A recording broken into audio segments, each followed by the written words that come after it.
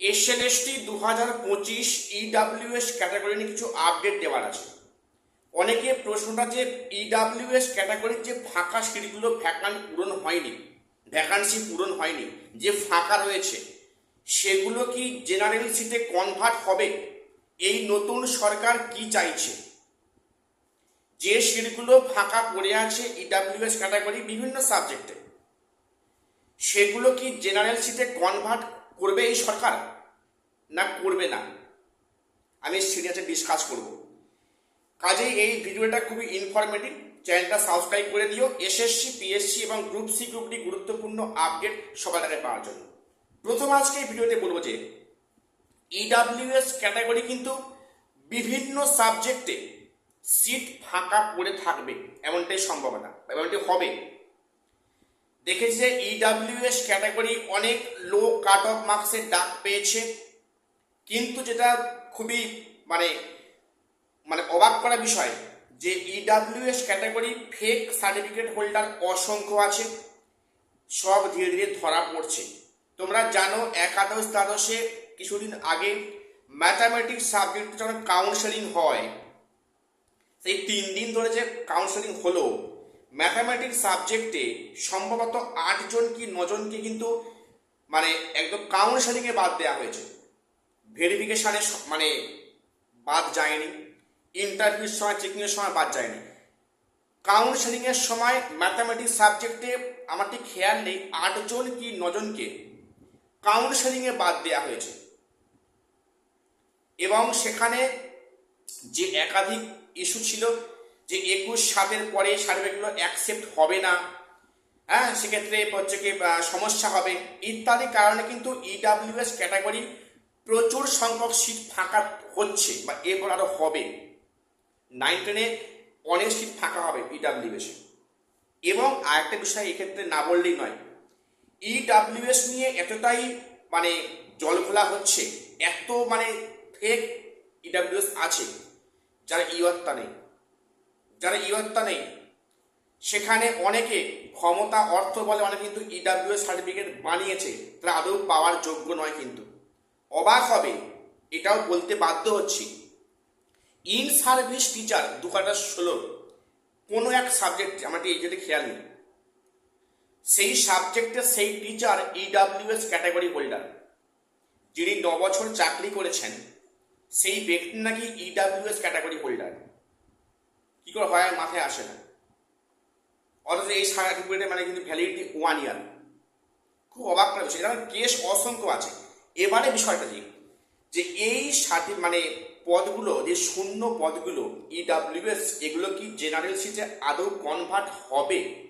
আমি এ নিয়ে previous video দিয়েছিলাম, সেখানে বলেছিলাম যে কনভার্ট হওয়ার সম্ভাবনা বেশি, যেহেতু ইডাব্লিউএস সার্টিফিকেটটা এটা কিন্তু এটা কারা, এরা জেনারেল ক্যাটাগরির একটা পার্ট।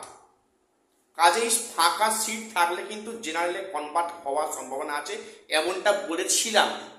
এখন আজকের ডেটে বলছি, যেটা আমি খবর নিলাম।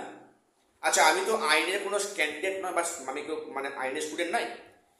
আমি যেটা খোঁজ খবর নিলাম আইনি মতে বলছি, ইডাব্লিউএস সার্টিফিকেটটা কিন্তু ফাঁকা সিটগুলো জেনারেলে কনভার্ট হবে না। পরিষ্কার বলছি, বলতে আমি বাধ্য হচ্ছি, এটা শুনতে খারাপ লাগলে সত্যি কথা।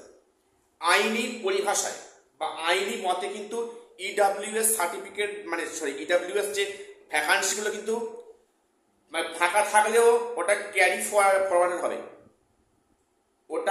ফরওয়ার্ড হবে পরবর্তী ক্ষেত্রে, কিন্তু এখানে জেনারেল সিটে কনভার্ট হবে না, এটা পরিষ্কার ইঙ্গিত।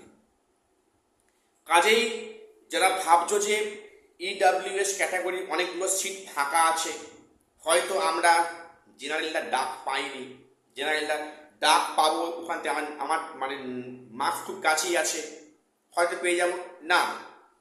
বাস্তব গ্রাউন্ড কিন্তু তা বলছে না।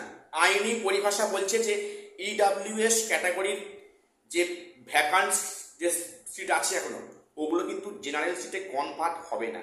দেখো এখানে বলে রাখি, ইডাব্লিউএস ক্যাটাগরি তো অ্যাকচুয়ালি একটা জেনারেল ক্যাটাগরি পার্ট, তাদের মধ্যে 10% সংরক্ষণ করা হয়েছে।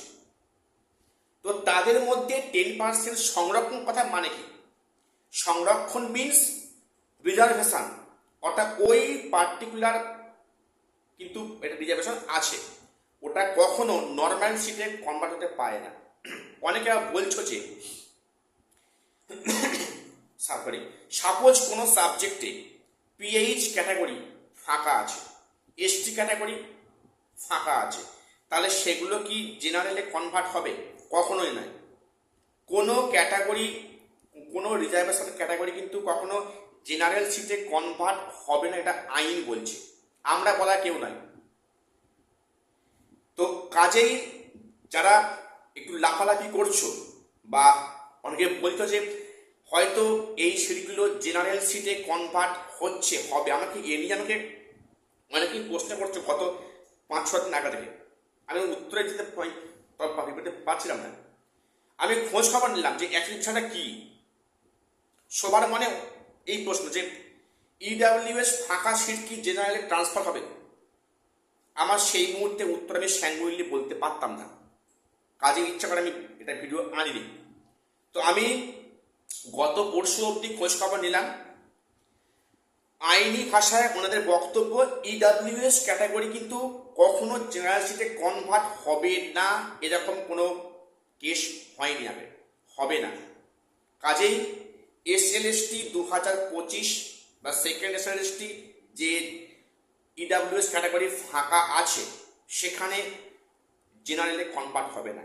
এ প্রসঙ্গে বলে রাখি, 9-10 কিন্তু নবম দশমে ইডাব্লিউএস অনেক বাদ গিয়েছে।